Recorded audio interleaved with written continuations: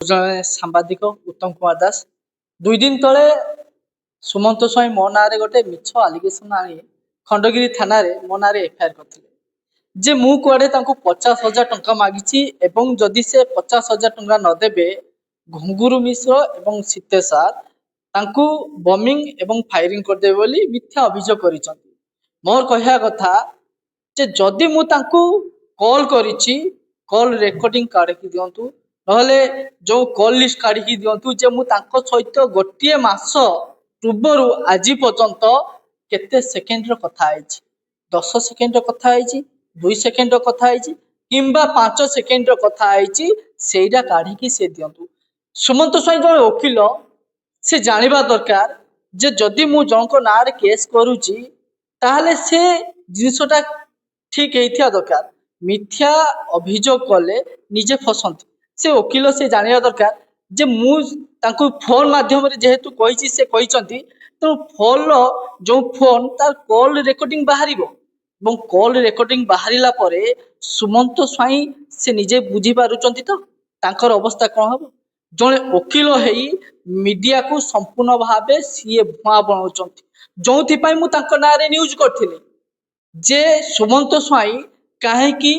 बाहर कोर्ट बाहर से जाइकी मीडिया को लगाई केस रो समाधान करिया पई चाहूँ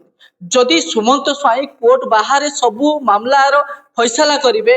ताहले जो आम राजस्व हजार हजार टंका जाउची वकील मानक पाई जो जज मानक पाई काहे कि तांको सरकार रखिचंती से माने तो निजे निज आडू से माने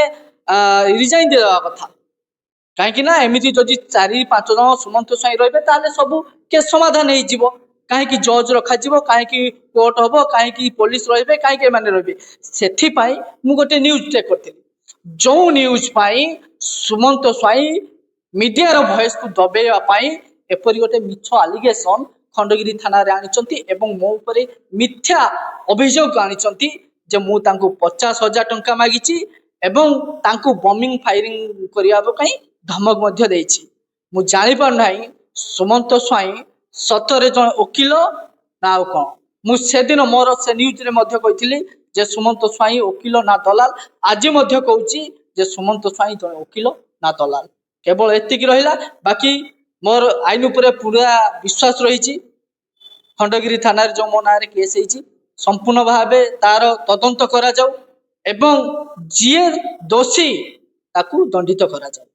जय जगन्नाथ।